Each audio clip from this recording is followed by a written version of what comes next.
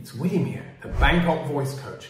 And if you haven't seen Maria Callas before, now is the time to watch. And I'll tell you why. This is Mio Babbino Caro.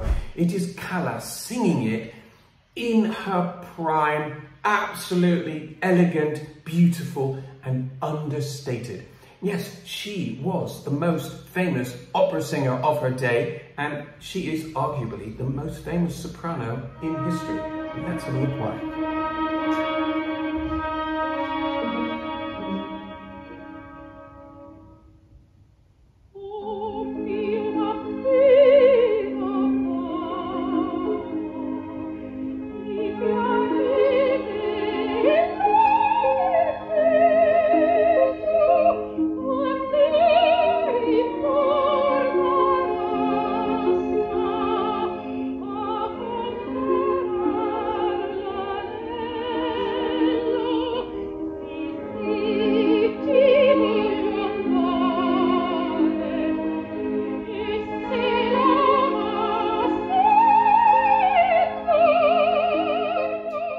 I just want you to look at those eyes when she sings. She's so in character. She knows exactly what's going on in the opera. It's a young girl pleading to this older man that she wants to get married.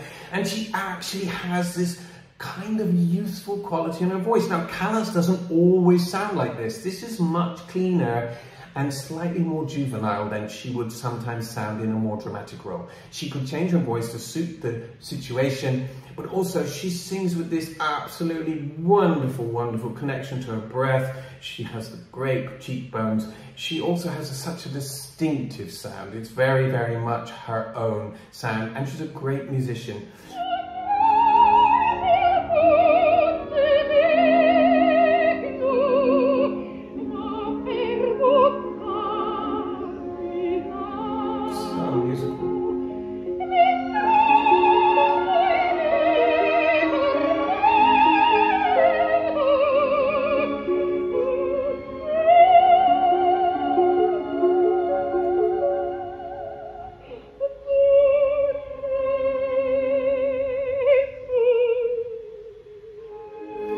You can see the way she sang "Oh Dio," and she brought it back to absolutely nothing. She held it there, and then she did this little sob, "Oh Dio, vorrei morire," and it's just that little histrionic sob, and it just suits the music, and of course it suits the situation too, because in fact this is from a comedy called Gianni Schicchi, so nothing is truly tragic. It's all a little bit tongue-in-cheek, and of course, Callas just pitches that perfectly, and this is true artistry.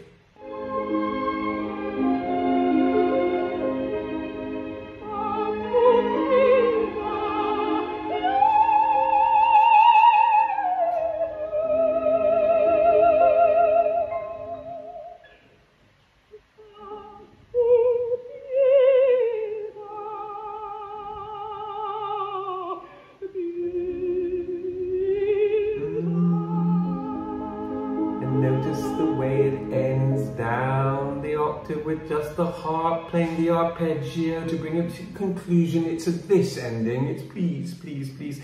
It's not a showy, flashy ending with a high note, and very often you hear it now. How many times do you hear it with a high note? Quite often. Now, Puccini didn't write that in the middle of the opera. Well, it just keeps going. So if you're doing this song and it's the finish at the end of your concert, of course you may want to end with a bigger finish. But Callas there shows you what absolute singing perfection is. Not just obviously this technical perfection, this wonderful voice that you would know anywhere, but this connection to the words, connection to the drama.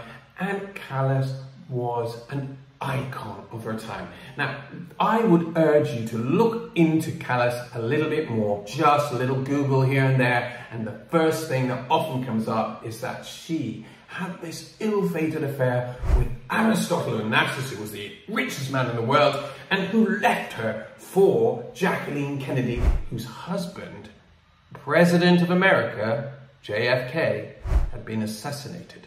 Callas's life is the most extraordinary story in a way. It's an operatic life too. And partly this is the reason why she is so famous, so iconic, because she's such a large part of history. But not just that, she is a truly great singer, great interpreter of music, and she sings with her heart.